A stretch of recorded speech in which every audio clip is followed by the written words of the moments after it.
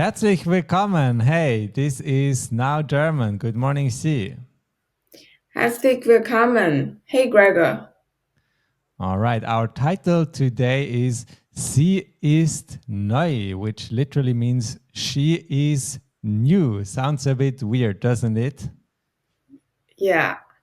Yeah, because a person is hardly ever new. But the thing is, in German, we don't only use gendered pronouns for people, but also for objects. But before we jump into that some more, let's just see what we are talking about in today's dialogue. Schau, hier ist das Arbeitszimmer. Es hat einen Tisch und zwei Stühle. Der Tisch ist groß und er ist auch schön. Ist die Lampe neu? Ja, sie ist neu und sehr hell. Sehr schön. All right, be careful about Stühle. Stühle.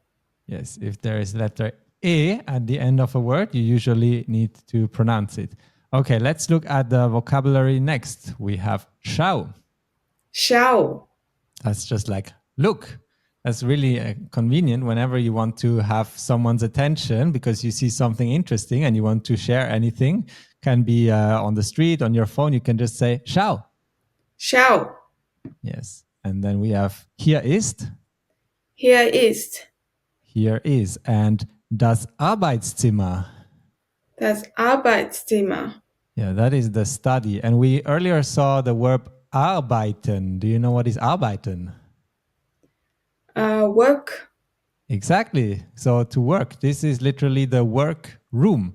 But we also use it if you're studying, if you're a student or whatever.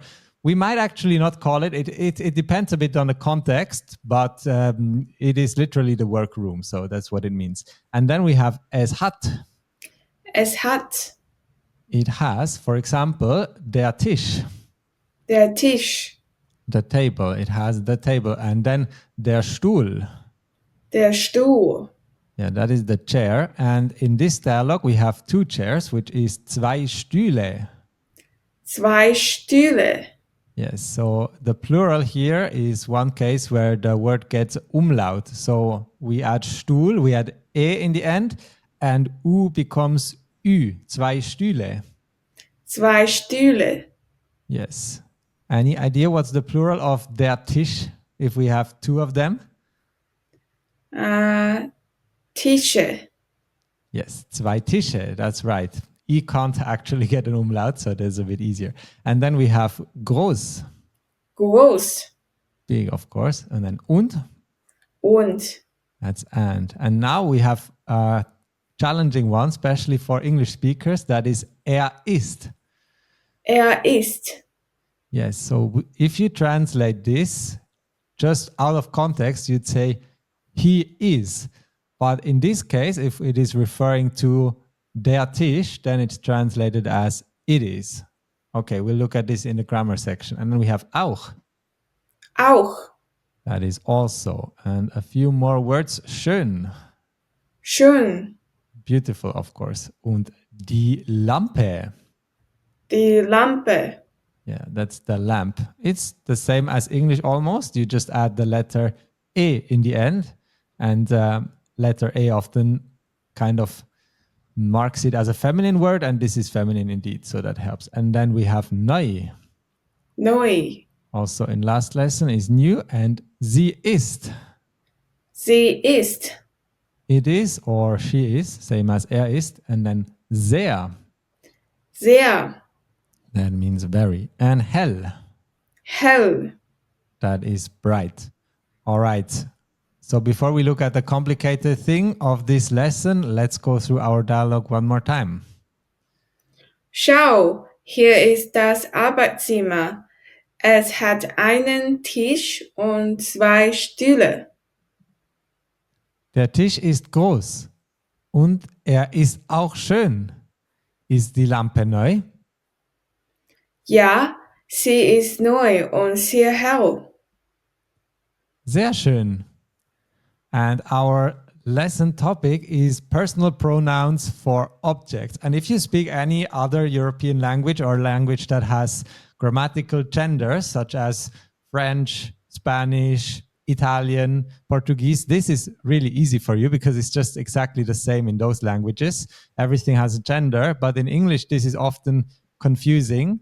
And the thing is that if we have an object that has any gender as der Tisch or die Lampe, we will refer to it as he or she. Does that make sense? Do you get familiar with that already? Not that familiar, but it makes sense. Yes. And you can think of it actually in English, there are some cases where you do that as well. So, for example, you might do it if you talk about country in a poetic sense, like the United States. She's such a beautiful country. Or if we talk about ships, it's not that common anymore, but ships used to be referred to always as she. So if you're a sailor, you say, she's fast today, something like that. And in German, we just do that all the time.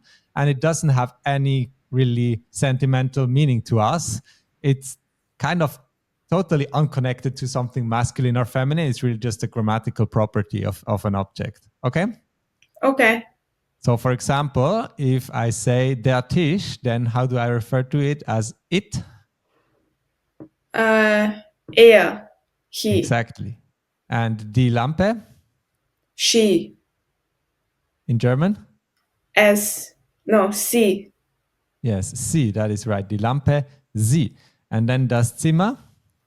es, Yes, so here we have some examples. The table is big and it is also beautiful. How would I say that in German? der Tisch ist groß und ist auch schön. Exactly. And then, is the lamp new? Yes, it is new. Ist die Lampe neu? Ja, sie ist neu. Yes. And then, here is your room. It has 2 chairs. Hier ist dein Zimmer. Es hat 2 Stühle. Exactly. And even if you wrap your head around that, I'm sure you'll need to come back to it if this is not natural to you, and you just need to make a conscious effort until you figure out how to do that 10, 20, 30 times. And then it also means that for every noun, you need to know the gender. Otherwise, you can't build correct sentences. All right, makes sense? Yes, but I have a question. Sure. What if when we are using the plural form, it actually use die? So die Zimmers. And Yes, how so- does that change?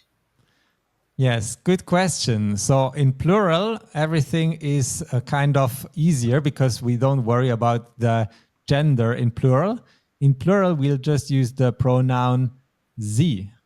This is the same as the feminine pronoun. So there are often a lot of similarities between feminine and plural. For example, die Lampe, if we make the plural, it is die Lampen. But also das Zimmer, if we make the plural, it is die Zimmer. So die is also the female, the plural pronoun, right?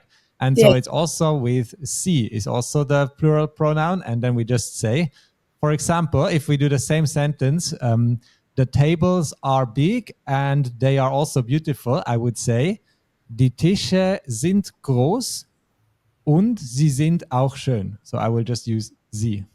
Okay, so use sie, but ist changed to sind because they are plural form. Yes, that's the same as English though. So instead of he is, you will say they are. So of course the verb needs to be conjugated to plural. That's right. Okay, good. All right, then let's look at our dialogue one last time. Schau, hier ist das Arbeitszimmer.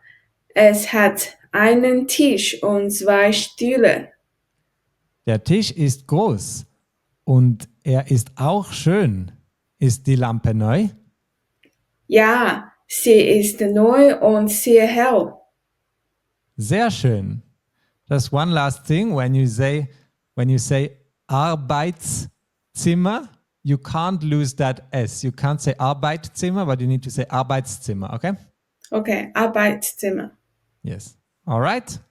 Sie ist neu. She is new. Now you know why she is new. Do you prefer new or old lamps? Of course, new lamps. All right. Well, we hope you have a great new apartment and everything new and everything great for learning German in a productive and effective way. And we'll also help you with that in our upcoming lessons. So stay tuned and we'll see you in the next one. Cheers. Tschüss.